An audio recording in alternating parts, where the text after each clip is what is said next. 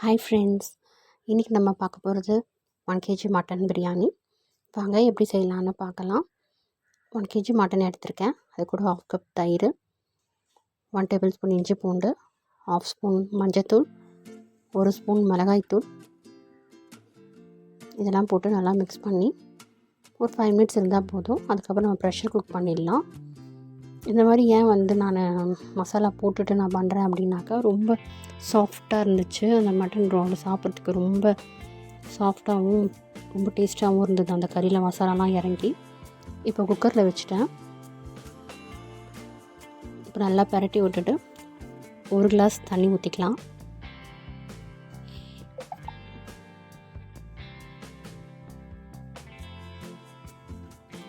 ஒரு கிளாஸ் தண்ணி ஊற்றிட்டு இப்போ நம்ம ஒரு 5 to 7 இல்லை 8 விசில் கூட விட்டுக்கலாம்.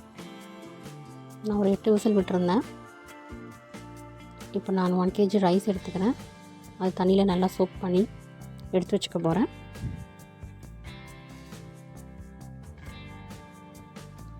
இப்போ ரைஸ் ஒரு பக்கம் இருக்கட்டும். பாத்திரத்தை வச்சுட்டு எண்ணெய் ஊற்றிக்கலாம்.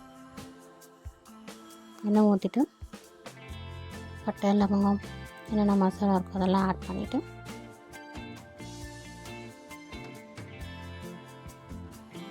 இப்போ ஆனியன் ஆட் பண்ணிக்கலாம். ஆனியன் நல்லா கோல்டன் ப்ரௌனாக வதக்கி எடுத்துக்கலாம். இது வதக்கிறப்ப நமக்கு நல்லா பிரியாணி ஒரு செம டேஸ்ட்டாக இருக்கும். இதுதான் நல்லா கோல்டன் ப்ரௌனாக இருந்துச்சுன்னா நம்ம அடுத்த நாளைக்கு கூட எடுத்து சாப்பிடும்போது அவ்வளோ ஒரு வாசனையாக இருக்கும்.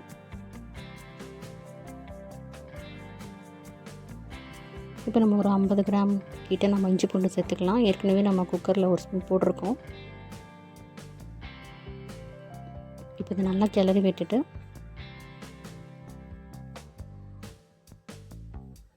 இப்போ இது நல்லா வதங்கட்டும். கூடவே நம்ம மிளகாய்த்தூள் சேர்த்துக்கலாம், வெறும் மிளகாய்த்தூள். இது ஏன் ஆனியன் இஞ்சி பூண்டு போடும்போது நம்ம போடுறோம் அப்படின்னாக்கா, இந்த கலர் தான் நமக்கு ஃபைனலாக பிரியாணி நம்ம கொடுக்குற கலர். இது பிரியாணி இந்த கலரில் தான் நல்லா வரும். இது கூட புதினா, கொத்தமல்லி பாதி கட்டி எடுத்து நறுக்கி வச்சுருக்கேன், அதை ஆட் பண்ணிக்கலாம்.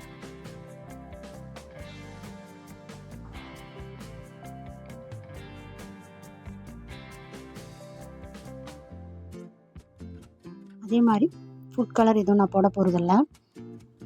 வெறும் பிரியாணி மசாலா, சில்லி பவுடர், அவ்வளோதான். அடுப்பை ஸ்லோவாக வச்சுட்டு நம்ம அந்த மசாலாவை ஆட் பண்ணிக்கலாம், இல்லைனா அடிப்பிடிக்கும். இப்போ பிரியாணி மசாலா 2 ஸ்பூன் போட்டிருக்கேன். அதுவும் நல்லா வதக்கி எடுத்துக்கலாம்.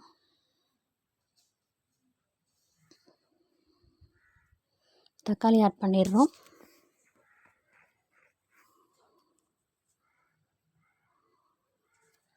இன்னும் நல்லா வதக்கி விட்டுட்டு நல்லா ஆயில் நல்லா மேலே வர வரைக்கும் நல்லா வதக்கிட்டே இருப்போம்.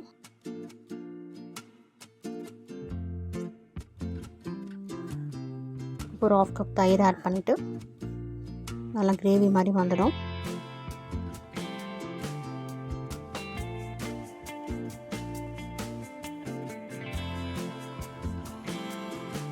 தக்காளி நல்லா வதங்கணுன்ட்டு கிடையாது, நல்லா கொலையாக வேகணும் அப்படின்ட்டு கிடையாது. 1 பதிமாக இருந்தாலும் பிரியாணிக்கு ரொம்ப சூப்பராக இருக்கும்.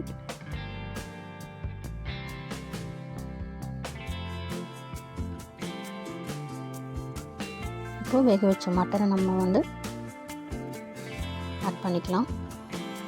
ஒரு கொதி வந்ததும் நம்ம மெஷர்மெண்ட் பண்ண தண்ணியை ஆட் பண்ணிக்கலாம். நான் இப்போ இந்த சூப்பை கூட மெஷர்மெண்ட் பண்ணி தான் வச்சேன்.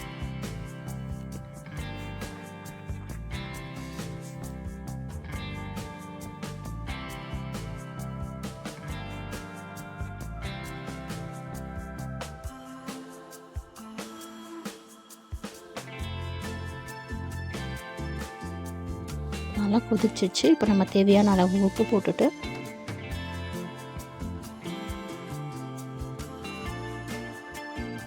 இப்போ தண்ணியும் நம்ம 1 kg ரைஸ்க்கு நான் பாத்திரத்தில் அளந்தேன், அந்த மாதிரி தண்ணி ஊற்றிட்டு மூடி வச்சிடலாம். இப்போ அதை நல்லா கொதித்ததும் அதுக்கப்புறம் ரைஸ் ஆட் பண்ணிக்கலாம். நான் ரைஸ் போட்டு வீடியோ நான் சரியாக எடுக்கலை. இப்போ ரைஸ் ஆட் பண்ணிட்டோம்.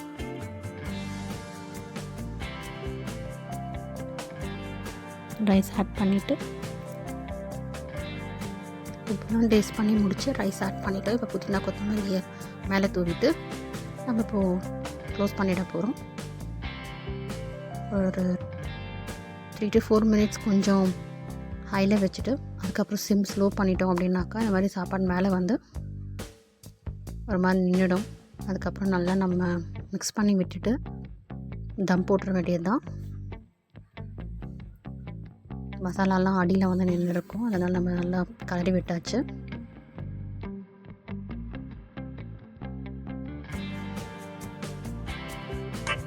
எப்பவுமே பிரியாணி செஞ்சுட்டு கடைசியாக ஒரு 15 மினிட்ஸ் நம்ம அடுப்பெல்லாம் ஆஃப் பண்ணிவிட்டு விட்டுட்டோம்னா நல்லா செட் ஆகிருக்கும்.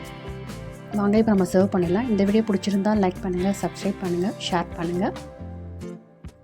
தேங்க்யூ.